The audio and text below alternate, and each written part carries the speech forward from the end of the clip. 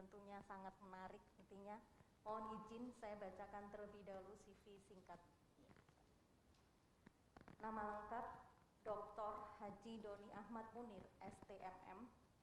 Beliau lahir di Sumedang, menjabat Bupati Sumedang sejak tahun 2018. Riwayat pendidikan, beliau menempuh S1 Teknik Industri, jurusan Teknik dan Manajemen Industri. Pendidikan S2, Magister Manajemen dengan konsentrasi Manajemen Keuangan. Dan pendidikan S3, Doktor Ilmu Akuntansi di Universitas Padjadjaran, Bandung.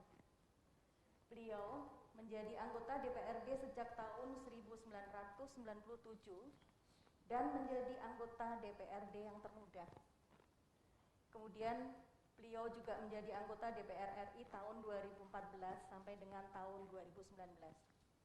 Penghargaan yang diterima antara lain Honorary Policy dari Kapolwil Priangan, kemudian sebagai tokoh uswatun hasanah dari BKPRMI Jawa Barat, PMT Sinergi Award dari Pinbuk Kabupaten Sumedang, dan prestasi yang lainnya yang tentunya tadi sudah kita saksikan bersama di video. Beliau juga berpengalaman sebagai narasumber pada berbagai kegiatan seminar, lokakarya, workshop yang diselenggarakan oleh USAID, Asia Foundation, World Bank, Depdagri, dan DPRD. Beliau juga mengikuti diklat strategi membangun desa di Korea Selatan. Kemudian beliau juga menjadi instruktur pelatihan anggota Dewan Saudi Arabia di Casablanca, Maroko. Dan tentunya pengalaman-pengalaman lainnya yang mungkin jika saya sampaikan nanti tidak cukup waktunya ya Pak. Ya, baik Ibu Bapak semuanya, tentunya kita sudah tidak sabar lagi untuk mendengarkan sharing dari Bapak Doni. Dan waktu dan tempat kami persilahkan Bapak izin. Ya, silakan Bapak. Ya. Waktunya, mangga, silakan Bapak. Gimana? Di sini aja ya? Pas di sini. Oke. Assalamualaikum warahmatullahi wabarakatuh. Waalaikumsalam warahmatullahi wabarakatuh. Sampurasun. Sampes. Selamat pagi, salam sehat, salam bahagia, salam sejahtera bagi kita semua. Hamdan wa syukronillah amma ba'du. Yang saya hormati, saya banggakan Paduka yang mulia Bapak Uwa Ikik, kalau saya panggil Pak Lukman beserta Kang Luki. Yang saya hormati dan saya banggakan Pak Rektor Telkom University, Bapak Profesor Dr. Adi Wijaya beserta para wakil rektor, para dekan dan Sivitas Akademika TELU. TELU itu ceritakan padamu ya. Tell you. Kalau tell me telat mikir. Opposite-nya. Kemudian mahasiswa TELU saya hormati, spesial Kang Ahmad. Kang Ahmad ini presiden alumni sekaligus adik kelas saya di SMA 1 Sumedang. Sampai saat ini nggak bisa nyusul-nyusul, adik kelas terus. Hadirin yang berbahagia, segala puji dan syukur mari kita panjatkan kehadirat Ilahi Robbi, Zat yang masih memberikan kesempatan hidup kepada kita semua sampai dengan saat ini. Karena hidup hanya satu kali dan kita tidak tahu kapan akan mati. Untuk itu mari kita gunakan sebaik-baiknya dalam rangka meningkatkan ibadah kita pada Allah Subhanahu wa taala, Tuhan yang Maha Esa. Sebaik-baiknya kita gunakan untuk meningkatkan kualitas keimanan dan ketakwaan kita pada Allah Subhanahu wa taala. Termasuk hari ini mari kita niatkan sebagai bagian ibadah kita untuk memberikan kontribusi yang terbaik bagi negara, bangsa, dan agama. Salawat dan salam semoga terlimpah curahkan kepada junjungan alam Nabi besar Muhammad sallallahu alaihi wasallam, kepada para keluarganya, para sahabatnya, dan seluruh umatnya yang taat akan risalah dan tuntunannya. Hadirin berbahagia, pertama-tama saya haturkan silaturahim kepada semuanya, terkhusus kepada keluarga besar Telkom University. Mudah-mudahan dengan silaturahim ini bisa lebih merekatkan ikatan ukhuwah di antara kita semua. Yang kedua, terima kasih Pak Rektor atas undangannya bagi saya untuk bicara di forum yang luar biasa, yang sangat istimewa, Forum Leaders Talk, untuk sharing pengalaman, ilmu, dan sebagainya. Terima kasih. Kesempatan yang diberikan oleh TLU kepada saya tentunya merupakan sebuah kehormatan, kebahagiaan, dan kebanggaan tersendiri. Dan juga tentunya akan menjadi motivasi bagi saya untuk bisa lebih meningkatkan kinerjanya dalam menyelenggarakan pemerintahan, melaksanakan pembangunan, dan melayani masyarakat secara prima. Kemudian satu lagi terima kasih pada Pak Rektor yang selama ini telah membantu Kabupaten Sumedang, terutama dalam rangka hilirisasi hasil-hasil riset di Telkom ini untuk Kabupaten Sumedang. Termasuk salah satunya, Sumedang meraih predikat nomor 1 di Indonesia dengan skor 3,81 dalam e-government atau sistem pemerintahan berbasis elektronik, salah satunya dukungan support dari Telkom University. Bahkan rencana induk SPBE kami, sistem pemerintahan berbasis elektronik kami ini, rencana induknya adalah hasil karya Telkom University, kolaborasi dengan Kabupaten Sumedang. Terima kasih Pak Rektor. Saya bersyukur atas kolaborasi ini, atas kerjasama ini. Menurut Al-Quran itu kalau kita bersyukur atas nikmat Allah, Allah akan menambah-nambah nikmat pada kita. Saya pun bersyukur atas bantuan Telkom University. Insya Allah kalau saya bersyukur, Telkom akan menambah-nambah bantuannya untuk Kabupaten Sumedang. Siap Pak Rektor ya? Alhamdulillah. Deal ya? Kemudian jadi terima kasih atas kolaborasinya, dan kepada mahasiswa TLU, Anda harus bersyukur menjadi mahasiswa di TLU ranking 1 nasional untuk private university, untuk sekolah swasta, ranking 7 nasional terakhir, rektor nomor 1 juga, di teladan, di role model, luar biasa. Jadi Anda mahasiswa Telkom harus bersyukur menjadi bagian mahasiswa di tempat ini, dan sebagai wujud syukurnya maksimalkan, aktualisasikan potensi kreatif yang Anda miliki. Jadikan Telkom University jadi kawah canderi muka untuk menempa diri Anda, mengasah kepemimpinannya. Insya Allah suatu saat Presiden Indonesia dari Telkom University. Tapi setidaknya jadi Presiden alumni. Ya. Jadi manfaatkan dengan sebaik-baiknya. Baik, berkaitan dengan materi ini, saya sebelum ke paparan ingin memberikan sebuah abstraksi terlebih dahulu, seperti apa kerangka berpikir logisnya menjadi digital leadership, sehingga yang pada akhirnya akan bermuara kepada meningkatnya kesejahteraan masyarakat, target kinerja bisa tercapai. Ibu dan Bapak, rekan-rekan mahasiswa yang saya hormati, saya ingin mengawali dari tujuan kita bernegara. Kita bernegara, kita punya pemerintahan, kita menjadi pemimpin, tujuannya adalah untuk mensejahterakan masyarakat. Pemimpin untuk mencapai tujuan organisasi.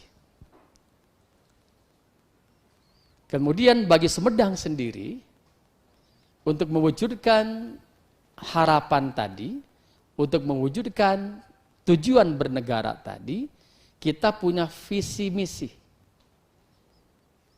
Sumedang punya visi misi Sumedang Simpati. Jadi karena visinya Sumedang Simpati, kami seringkali kerjasama dengan Telkomsel Simpati.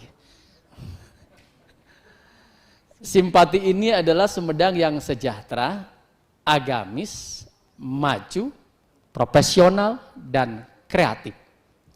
Sejahtera siapa? Masyarakatnya. Agamis akhlaknya. Maju daerahnya. profesional aparaturnya dalam memberikan pelayanan pada masyarakat, dan kreatif ekonominya dalam menciptakan lapangan pekerjaan. Pelaksanaan visi misi ini tentunya harus punya pondasi. Apapun yang kita lakukan harus ada pondasinya. Apa pondasinya? Pertama, agama. Agama akan mengarahkan kita. Yang kedua adalah budaya. Down to earth, akan membumi. Dan yang ketiga, teknologi. Termasuk teknologi informasi akan mengakselerasi, akan mempercepat, dan akan melangit. Itu adalah pondasinya. Kemudian, pola pembangunannya seperti apa? Tadi, pola kolaboratif. Di 4.0 ini, pemimpin sebagai kolaborator, dan rakyat sebagai kreatornya. Itulah kepemimpinan digital leadership di era 4.0 seperti ini. Seperti apa kolaborasinya? Ada pentahelix. Bagaimana pola kolaboratif dengan menggunakan 5 pilar A, B, C, G, M, akademisi, bisnis, community, and government, terus kita lakukan untuk mewujudkan Sumedang sejahtera lahir batin, Sumedang simpati dengan target kinerja yang world class. Target kinerja yang kelas dunia. Walaupun awal-awal saya diketawain sama ASN yang senior gitu. Tapi itulah mimpi. Mimpi kita akan menggerakkan seluruh potensi kita untuk mencapainya. Saya sering menyampaikan mimpi itu ibarat sebuah medan magnet di antara benda logam di sekitarnya. Pasti medan magnet akan menarik seluruh benda logam. Itulah mimpi. Akan menggerakkan semuanya. Jadi kembali lagi, ada visi misi, ada pondasinya, ada pola kolaboratif untuk membangun, dan ada prioritasnya apa yang harus dilakukan oleh kami. Prioritas pertama adalah dari sisi perspektif budaya. Jadi Sumedang itu bekas kerajaan. Kerajaan Sumedang Larang sebagai pelanjut dari Pajajaran. Pajajaran runtag 1578, penerusnya adalah Sumedang Larang. Apa yang dibuktinya, evidennya adalah mahkota Binokasi. Mahkota kerajaan Pajajaran sekarang ada di Museum Sumedang. Nah, dari perspektif budaya, bekas kerajaan berarti polanya pemerintah dengan rakyatnya adalah patron klien. Siapa patronnya? Pemimpin, ASN. Kliennya rakyat. Untuk itulah apa yang mesti pertama dilakukan oleh pemerintah, oleh pemimpin seperti saya, pertama adalah reformasi birokrasi. Bureaucratic reform itu wajib dilakukan. Direformasi dulu ASN-nya. Dari dilayani selama ini, budaya dirubah jadi melayani. Dari budaya manual ke budaya digital. Dari comfort zone, zona nyaman, dirubah menjadi zona kompetitif. Kami lakukan 8 area perubahan untuk reformasi birokrasi. Sehingga pemimpin akan jadi panutan, akan jadi teladan, akan jadi tadi patron yang bagus. Kalau pemimpin sudah menjadi role model, menjadi teladan, akan ada muncul trust dari rakyat. Kalau rakyat sudah trust, sudah percaya, dengan sendirinya rakyat akan berpartisipasi aktif dalam membangun Kabupaten Sumedang. Tanpa diminta, tanpa disuruh, tanpa diperintah. Karena pemimpinnya, ASN-nya menjadi role model, menjadi teladan. Yang pertama adalah reformasi birokrasi yang dilakukan. Yang kedua, kebijakan SPBE ini. Sebuah kebutuhan kita untuk mewujudkan Sumedang simpati, kita membutuhkan sistem pemerintahan berbasis elektronik. Digitalisasi merupakan sebuah need, sebuah kebutuhan bagi kita. Mulai dari bagaimana DNA-nya, device-nya. Kita, ya Kang Ahmad luar biasa membantu kami juga. Bagaimana kita punya hardware-nya, data center-nya di Diskom Info Sanditik, itu bagaimana menyatukan Pak. Yang masing-masing dinas ada, sekarang terpusat di Diskom Info Sanditik, dan lebih hemat, lebih efisien. Tapi kami pun memiliki disaster ya untuk mengamankan data. Itu di Kemenkominfo dan cloud ya, di Kemenkominfo dan di AWS Amazon. Di Amazon. Itu yang data device kami. Kemudian networkingnya alhamdulillah di Sumedang sekarang jaringan fiber optik sudah sampai ke 270 desa, Pak. Jadi hampir 95% desa sudah ada jaringan fiber optik. Itu dari mana uangnya? Kami kerjasama dengan Telkomsel dan Icon Plus PLN. Itu bisa kami lakukan. Kalau jaringan sudah ada, infrastruktur di mana-mana, tidak hanya desa yang menggunakan, rakyat ikut menggunakan. Jadi infrastruktur kita siapkan jaringannya. Termasuk aplikasinya. Kami punya 3 super aplikasi. Yang pertama ada super aplikasi e-office untuk tata laksana di pemerintahan. Semuanya ada di sana. Bahkan sekarang di aplikasi e-office kami ada Sumedang Academy. Sumedang Simpati Academy. Kami punya Korpu, Corporate University-nya. Sekarang pembelajaran di Korpu ini 50 ASN di bidang pelayanan umum. Bersama dengan mana? Dengan Bank Jabar University. Dia nggak usah bayar lagi, Pak. Dia harus kreatif, itulah bagian dari kreativitas. Ada korpunya, ada manajemen talentanya. Jadi e-office kan selama ini berpikiran surat menyurat saja, di kami tidak. Di sana ada manajemen talentanya, kemudian ada sakipnya, ada korpunya dan sebagainya. Ada aplikasi e-office di desa. Nah ini Bu dan Bapak. Kami punya sakip desa, Pak Rektor ya. Bayangkan negara mengeluarkan uang tiap tahun rata-rata 72 triliun untuk desa. Sumedang mendapat 227 miliar. Uang beredar, bergerak di desa. Tapi sejauh mana uang tadi berdampak secara signifikan untuk mensejahterakan rakyat, untuk menurunkan kemiskinan, untuk menurunkan stunting. Nah, alhamdulillah, kami punya inovasi yang namanya Sakip Desa. Bagaimana dana desa ini dikelola berorientasi pada hasil, berbasis kinerja dengan 3 indikator utama. Pertama, dana desa berdampak kepada menurunkan angka kemiskinan, yang kedua menurunkan stunting, yang ketiga meningkatkan indeks kepuasan masyarakat. Kalau desa jangan dijali target yang banyak, nanti pusing. Hanya 3 saja. Kemiskinan, stunting, dan kepuasan masyarakat. Kemudian ada perjanjian kinerja antara desa dengan camat. Tahun ini Desa Sukajaya akan menurunkan kemiskinan 40 kakak misalnya. By name, by address, tantangan dengan camat. Jadi jelas indikator keberhasilannya. Ini pun kami gunakan e-office desa. Digitalisasi ini akan mempercepat, mempermudah, pokoknya mengakselerasi pencapaian target. Dan e-office desa ini semua bisa memantau. Saya memantau dengan e-office desa di comment center atau di handphone saya, di laptop saya. Kecamatan Jatinangor ternyata baru 69% tercapai kemiskinannya. Terus digendot. Pendapatan daerah, pajak parkir belanggadan baru sekian persen, tinggal telepon Dinas Perhubungan. Karena kami ada data yang tiap hari real time. Itulah kenapa digital ini sebuah kebutuhan untuk mengakselerasi program-program pembangunan. Yang ketiga, jadi itu, kan pada akhirnya kesejahteraan. Yang ketiga adalah super aplikasi Tahu Sumedang. Oh, tahu ya kalau ini. Sinonim ya, tahu atau tahu dan tahu lah. Seperti itu.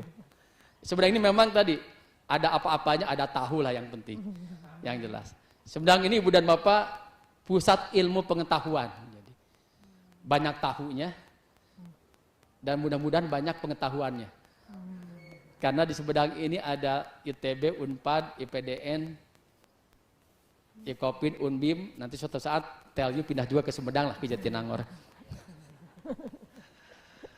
Nah, jadi ada aplikasi tahu, bahkan terakhir kami punya messaging base ya untuk mempermudah penggunaan. Silakan Ibu dan Bapak yang yang daring juga bisa men-save nomor Wakepo. WhatsApp kepo ya. Kepoin, ingin tahu aja gitu. Ini all about Sumedang ada di sana. Silakan save 0811 triple 20 triple 20. Save WA Kepo Sumedang. Udah gitu nanti tulis simpati, akan keluar 15 menu feature di sana tentang Sumedang. Termasuk vaksin udah berapa persen ada di sana. Segalanya ada di sana. 0811 triple 20 triple 20. Nah, aplikasi yang tahu Sumedang ini government to community, government to business. Kalau super aplikasi ASN kan government to government. Nah, tahu Sumedang ini Ibu dan Bapak ada sila sidakep, sistem layanan dasar kependudukan. Sekarang yang buat akte KTP-KK tinggal uploadnya di handphone. Secara apa namanya? Mengupload dokumennya. Masuk ke aplikasi sila sidakep, 3 hari akte KTP-nya diantarkan oleh kantor pos ke rumahnya gratis. Nggak usah lagi datang, nunggu. Hanya via handphone saja, ngupload itu, kantor pos mengantarkan akte KK ke rumahnya. Ada SIC Mandiri, sistem izin cetak mandiri, untuk perizinan, langsung online. Ada si Abdol untuk pajak, ada si Pedo untuk pelatihan keterampilan di BLK. Menyambungkan link and match antara hasil pelatihan dengan perusahaan. Kemudian ada Mauneh, silakan tadi ada Mauneh. Mari update data bansos supaya tidak nyeleneh. Nah, Mauneh. Jadi silakan Mauneh di sana ada atau bisa di Sumedang Kapgo ID-nya. Jadi transparan.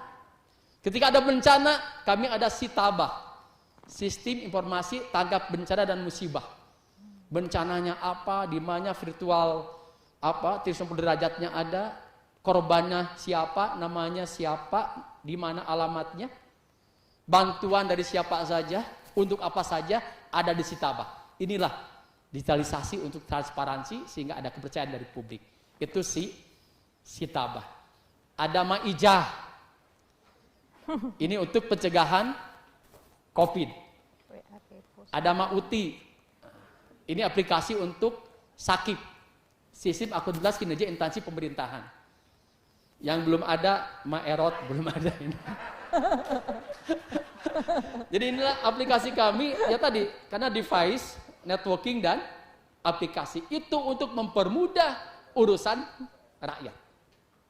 Jadi di awal saya memimpin, ini kan pemimpin leaders digital ini bagaimana menggerakkan ASN-nya, warganya, untuk terus berinovasi, itu intinya. Menggerakkan anak buahnya untuk terus berinovasi, mempertahankan ide-idenya. Di awal saya memimpin, saya kumpulkan seluruh ASN di Sumedang ini dalam satu buah apel. Sebagai ASN, pertama luruskan niat, ibadah. Kalau ibadah niatnya, dunia kasampur, akhirat kasampur. Kalau ibadah niatnya, Allah akan memudahkan langkah dan hati kita untuk mengerjakannya. Yang kedua, layani rakyat dengan baik. Kalau kita mempermudah urusan rakyat, Allah akan mempermudah urusan hidup kita. Sebaliknya, kalau kita sekali-kali mempersulit, akan ada kesulitan pada diri kita. Ketiga, bagaimana cara mempermudah urusan rakyat? Buat inovasi-inovasi dengan teknologi informasi. Makanya digital leadership di Sumedang merupakan sebuah kebutuhan, sebuah keharusan, menggerakkan seluruh ASN kami untuk melakukan inovasi-inovasi untuk mempertahankan ide-ide yang dia miliki. Itu abstraksinya cukup panjang juga ya, Pak Rektor. Jadi ini mungkin intinya. Nah sekarang ini lebih detailnya saya ingin menyampaikan, Ibu dan Bapak. Di awal dulu, di awal dulu. Nah ini bagaimana Road to Sumedang World Class Government ini di 2023. Ini Pak, awalnya saya menjabat September 2018. Kemiskinan 9,76. Stunting 32,20. Indeks Gini 0,42. Jadi ketimpangannya cukup tinggi indeks Gini rasionya. Kalau kata Oma Irama itu, yang kaya makin kaya, yang miskin makin miskin. Apa judulnya itu? Judul lagunya apa itu? Biarkan berlalu. Apa? Biarkan berlalu. Biarkan berlalu. Indeks SPBE kami 2,48. IGAF kami 2,48. Indeks profesionalitas ASN 52, sistem merit 207. Tadi ini pasnya, presentnya sebenarnya 2019 kemiskinan turun ke 9,05. Tapi sekarang presentnya 2020 kemarin karena COVID kita naik ke 10,26. Memang sakitnya tuh di sini kalau kemiskinan naik itu. Jadi saya berpikir Pak Rektor, untuk apa bukan pasti ada artinya. Kalau kita tidak inovatif, mungkin lebih tinggi lagi kemiskinannya. Ini kami sudah berupaya sekeras mungkin. Karena biasanya sebelumnya di komen historis kami 5 tahun ke belakang, kemiskinan turunnya hanya di angka 0,5%. Rata-rata di sana. Tapi ketika kami melakukan digitalisasi bisa turun 0,7. Bahkan di awal menjabat saya cukup berani merubah RPJMD, meningkatkan target kinerja ke DPRD. Yang 0,5 katanya. Target menurunkan angka kemiskinan. Tapi pasang 0,8. Bayangkan Pak, itu kan politis banget kan? Kalau nggak tercapai, diserang Bupati. Tapi bagi saya, kalau target tinggi, semuanya akan bekerja dengan ada extra effort untuk mencapainya. Di salah satu mengistilahkan, kalau saya orang Sumedang, targetnya berangkat ke Bandung, ke Telyu, tidak mungkin mencapai Cikampek. Tapi kalau saya orang Sumedang, targetnya pergi ke Jakarta, setidaknya Cikampek terlampaui. Atau Bekasi terlampaui. Kan betul, ketika kami target 0,8, ternyata 0,72. Bandung 0,5 terlampaui, tapi Jakarta hanya sampai Bekasi lah gitu. Tapi kan meningkat ini. Nah kemudian ini yang sekarang alhamdulillah indeks Gini stunting dari 32 menjadi 17 Pak. Ini berkat apa? Salah satunya menggunakan aplikasi iSimpati. iSimpati ini sebuah aplikasi kita bagaimana caranya mengatasi stunting di Sumedang. Jadi aplikasi ada by name, by address, balita yang stunting. Kemudian bagaimana rekomendasi untuk treatmentnya ada di sini. Seluruh kader posyandu kami memiliki smartphone 1.600 kader posyandu. Dari mana itu smartphone-nya? Bukan dari APBD. Kami kerjasama dengan Telkomsel tadi. Dibantu 3 miliar. Inilah pola kolaboratif dalam membangun. Dapat aplikasinya, dapat smartphone-nya. Jadi sudah nimbang, dapat aplikasi dimasukkan. Jika ada posyandu. Oh di sana itu karena apa? Stuntingnya tinggi. Oh karena sanitasinya jelek. Berarti treatmentnya sanitasi perbaiki. Oh gizi buruk karena orang tuanya tidak bekerja. Ada treatmentnya. Jadi stunting kami alhamdulillah 17%. Tapi nanti future kami ini ke depannya di 9%. Kalau Pak Presiden 14% di 2024. Kami pasang target 9% 2023 untuk menurunkan angka stunting. Ini karena apa? Salah satunya digital leadership tadi. Kepemimpinan digital akan mempercepat pencapaian target. Itu intinya. Ibu dan Bapak, sakip kami awal menjabat 48,58. Beda ini ya. 48,5 ada enggak? Enggak nembus. Nah, alhamdulillah sekarang kami Pak di 71,53. Asalnya C Sekarang Sumedang peringkat BB 5 besar di Jawa Barat. Asalnya, mohon maaf, ketika saya menjabat, sakit kami di angka 48,58. Ini ranking 27 dari 27 kabupaten kota di Jawa Barat, Pak. Sedih saya waktu itu diundang Menpan RB. Jadi kalau diundang ada award gitu, tempat duduknya udah dipisahkan, Pak. Yang dapat A di depan kabupaten kota itu, yang dapat B, BB kedua, B jajaran ketiga, CC keempat, C kelima. Bagaimana harga diri bupati? Dapat C di jajaran ke-5. Awalnya di sana. Kami lakukan upaya perbaikan, alhamdulillah.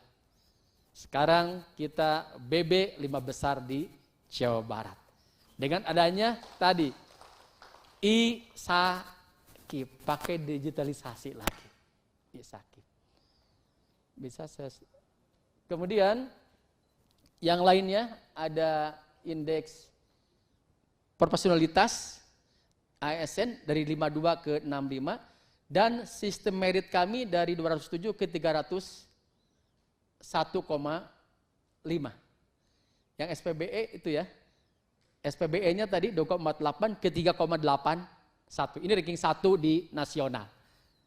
Jadi Telkom sudah mensupport ini. Jadi wajar dan tepat kalau rektornya nomor 1, Sumedangnya pun nomor 1 untuk SPBE. Gitu. Lanjut. Nah ini tadi saya sudah sampaikan, apalagi sekarang tantangan kita semakin kompleks. Kita menghadapi triple challenges ya. Pertama, saya ingin menyampaikan dari tantangan dulu. Pertama, pandemic disruption. Yang kedua adalah digital disruption. Yang ketiga, millennial disruption. Dari ketiga tantangan ini akan memantik yang kita sebut VUCA. Volatility, berubah-ubah, rapuh, kemudian uncertainty, ketidakpastian, complexity, sangat kompleks, dan ambiguity. Ambiguity apa ya? Dilema di persimpangan jalan itu apa? Yang pasnya di Indonesia kan? Galau ya? Galau seperti itu. Nah, Sumedang masa kini indikator makro bangunnya sedang. Nah, tadi saya sampaikan, ini akses VUCA ini, Ibu dan Bapak, kami jawab dengan VUCA lagi. Nanti setelah ini saya jelaskan. Tapi ini kerangkanya, bagaimana menghadapi VUCA tadi, akselerasi reformasi birokrasi. Yang kedua, transformasi digital melalui eksekusi SPBE, dimulai kebijakannya dan juga tata kelolanya.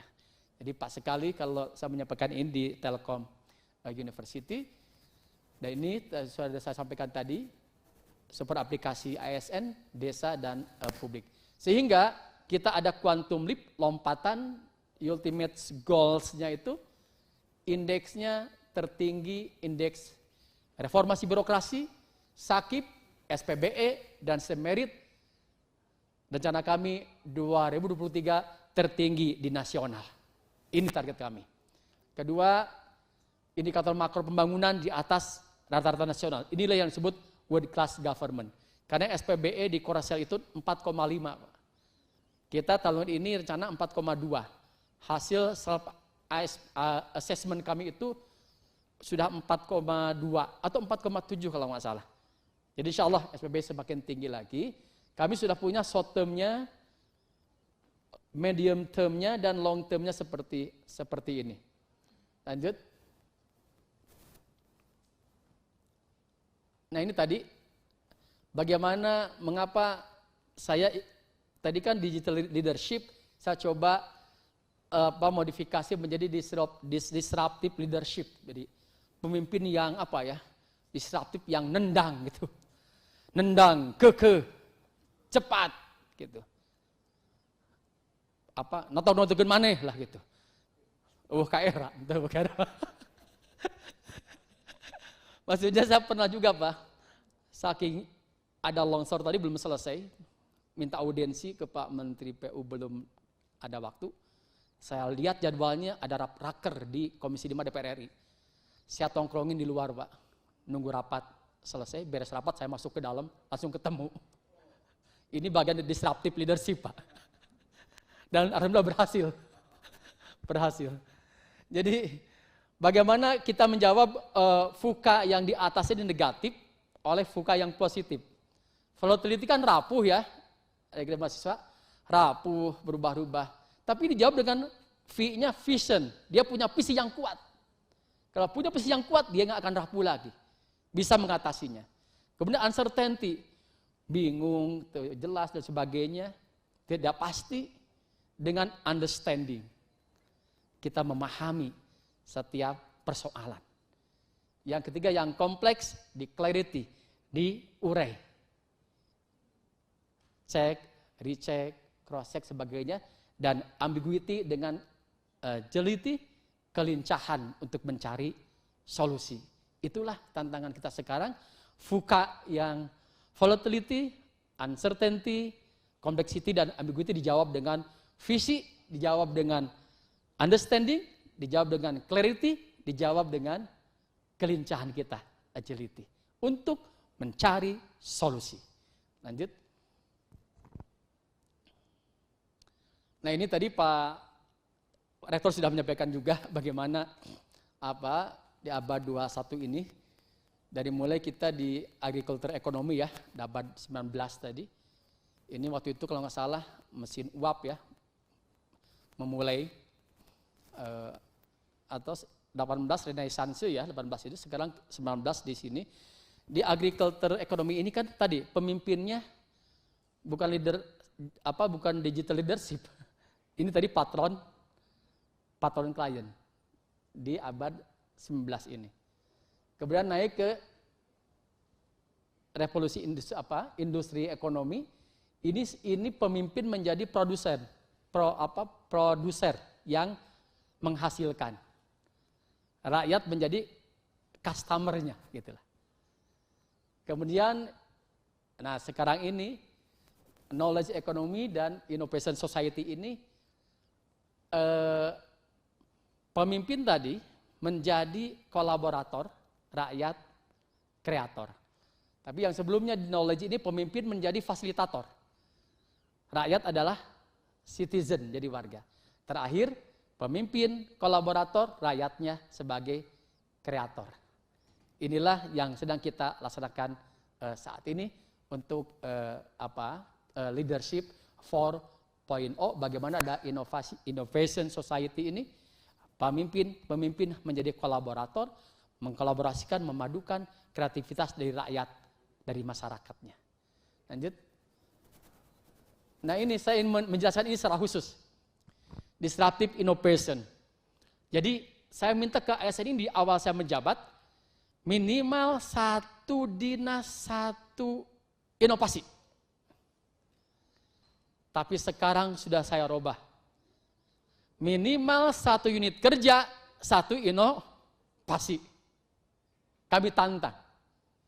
Karena pemimpin yang masuk kategori digital leadership ini harus mengarahkan ASN-nya melakukan inovasi.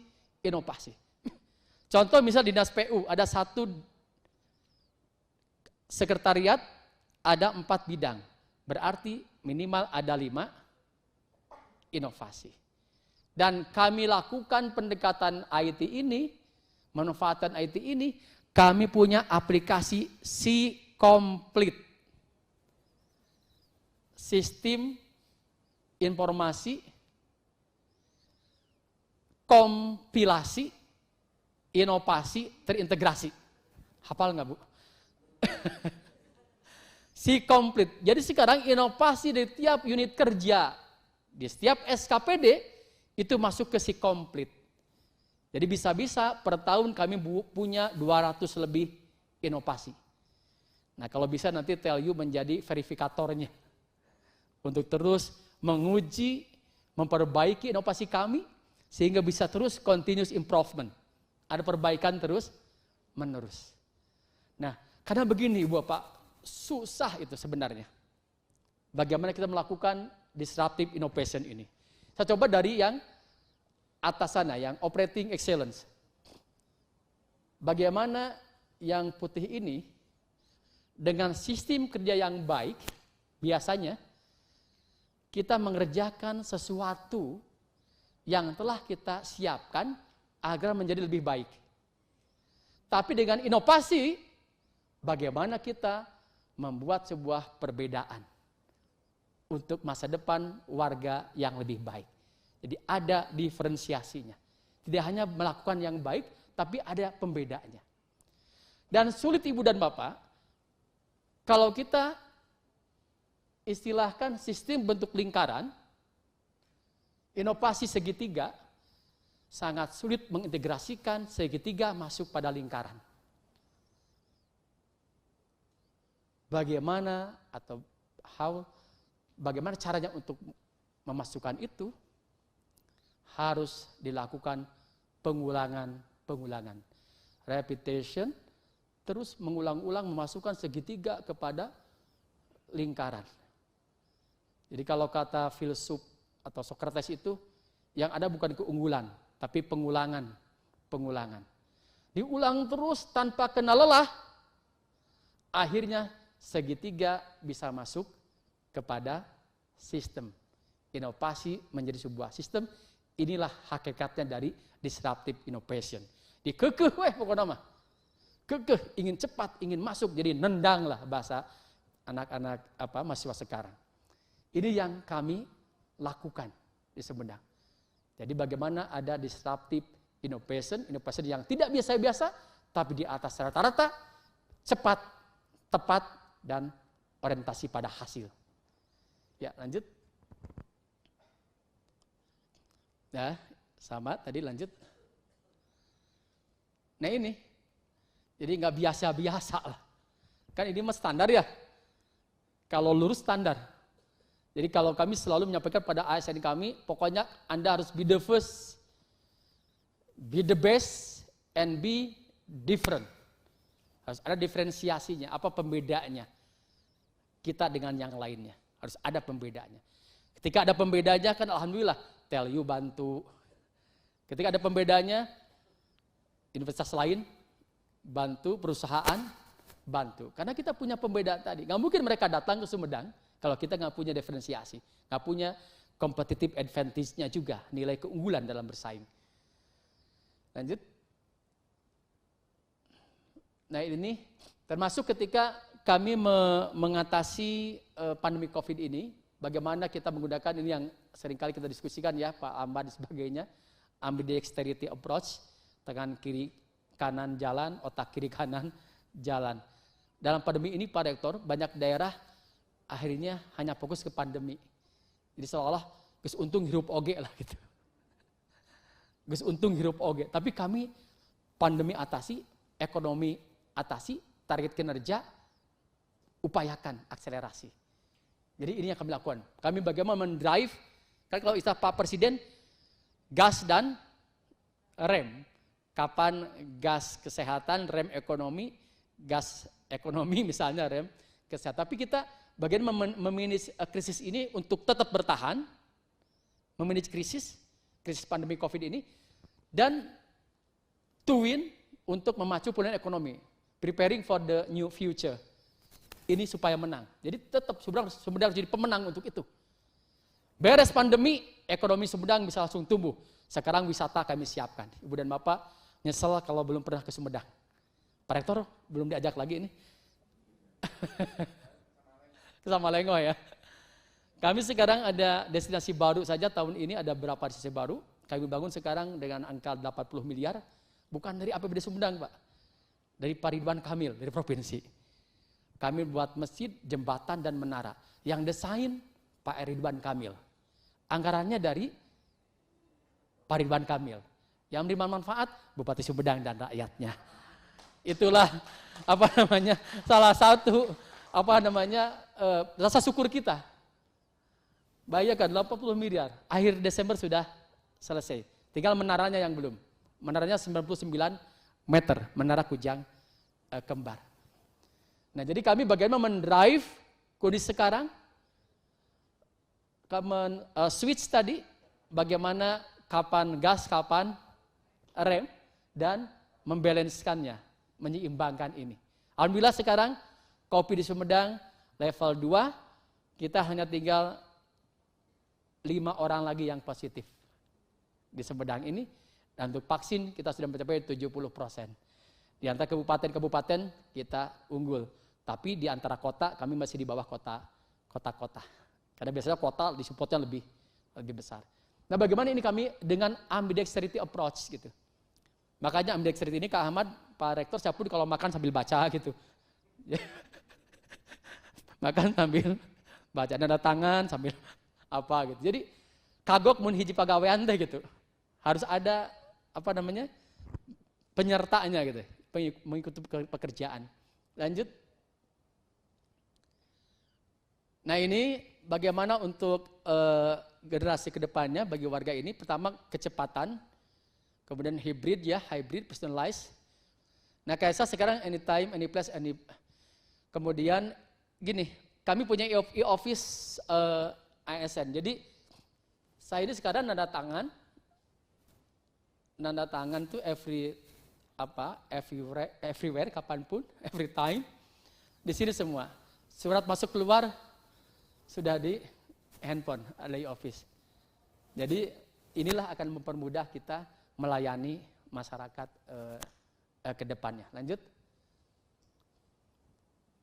Ini alhamdulillah berkat upaya-upaya tadi, ikhtiar kami yang tentu jauh dari maksimal, tapi setidaknya ini diapresiasi. Apresiasi mah jadi bonus lah ya.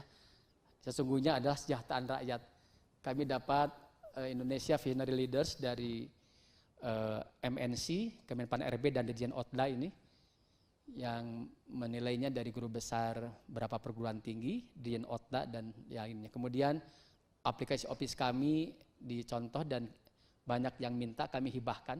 Jadi kami gunakan ASN kami untuk membuat aplikasi. Kalau ke vendor itu pasti dikunci Pak, bayar terus buka kuncinya kan gitu.